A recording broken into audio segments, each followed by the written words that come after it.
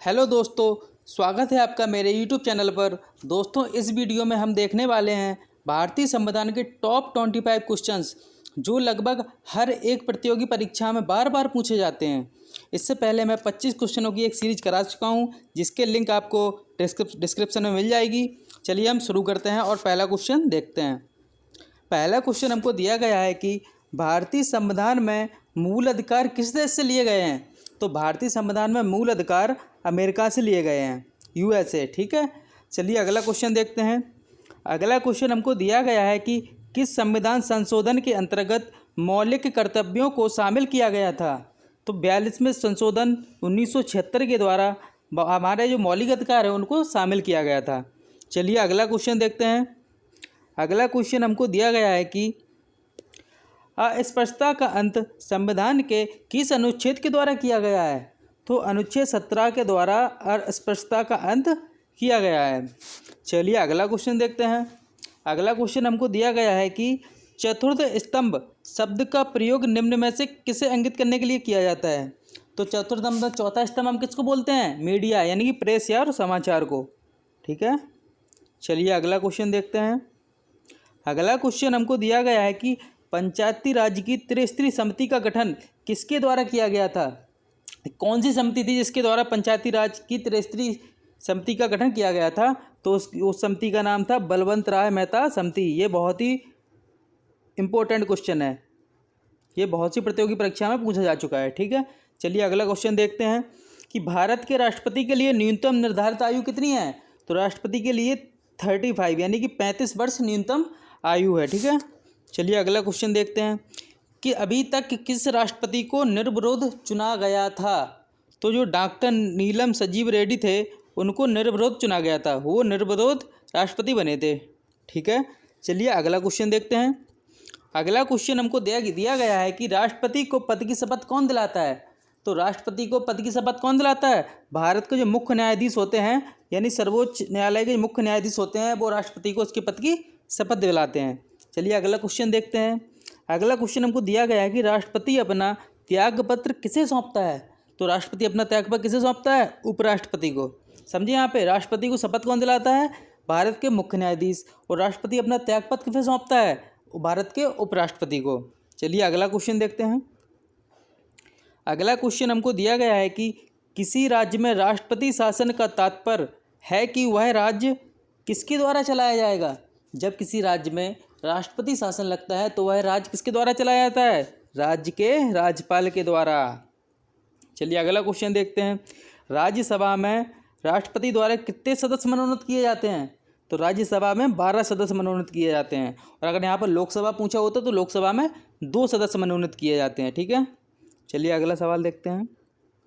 इसमें हमको दिया गया है कि राज्यसभा का अध्यक्ष कौन होता है।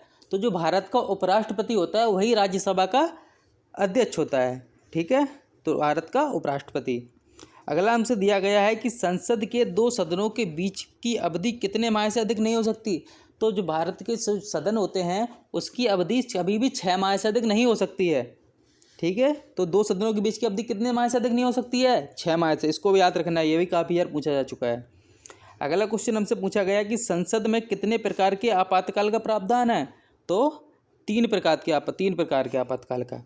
ठीक है, एक तो देखो राष्ट्रीय आपातकाल, दूसरा होता है राष्ट्रपति शासन और तीसरा होता है वित्तीय आपातकाल।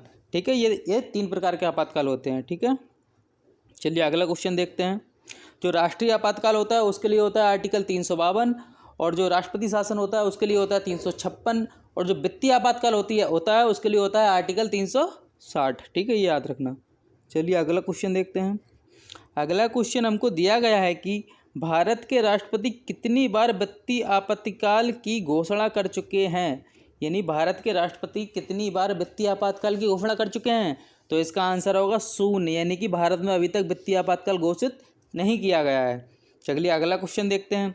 कोई विधेयक धन विधेयक है या नहीं, तो इसका निर्णय कौन लेता है।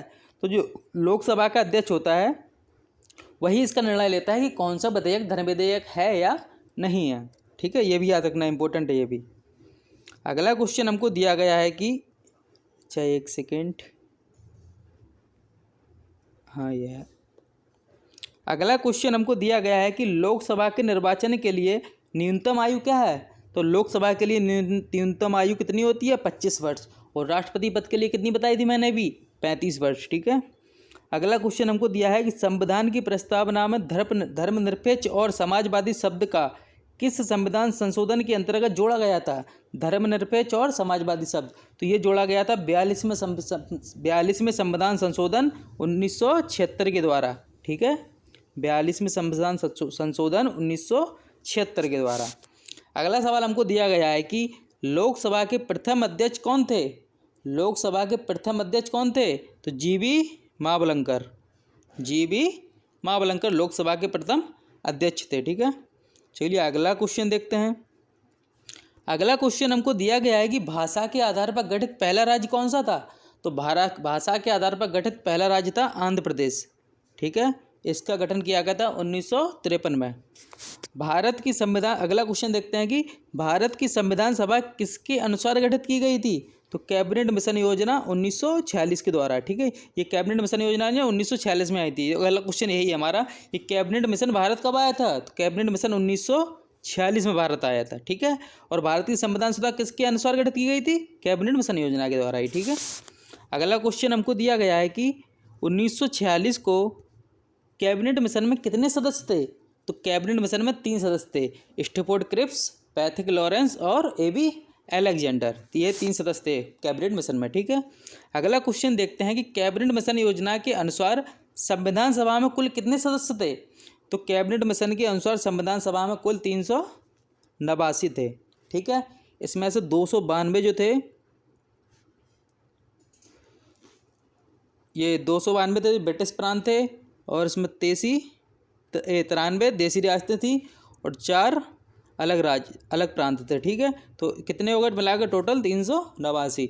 292 थे ब्रिटिश प्रांत और 93 थे देसी रियासतें और 4 ये विभिन्न थे, दूसरे प्रांत थे। ठीक है, तो टोटल मिलाकर 389 थे। ठीक है, अगला सवाल हमको दिया गया है कि संविधान सभा में प्रत्येक प्रांत की आवंटित सदस्य संख्या निर्धारित करने के लिए एक प्रतिनिधि कितनी जनसंख्या के अनुपात पर था। तो वो संख्या थी 10 लाख, यानी 10 लाख की जनसंख्या पर एक प्रतिनिधि का प्रावधान किया गया था। अभी के लिए बस इतना ही। अभी मैंने आपको कराए संविधान के बहुत ही महत्वपूर्ण 25 क्वेश्चन जो लगातार हर प्रतियोगी परीक्षाओं में पूछे जाते हैं। ठीक है, अगर आपको मेरी ये वीडियो अच्छी लगे, पसंद आए, तो आप मेरे चैनल को लाइक, शेयर एंड सब्सक्राइब जरूर करें।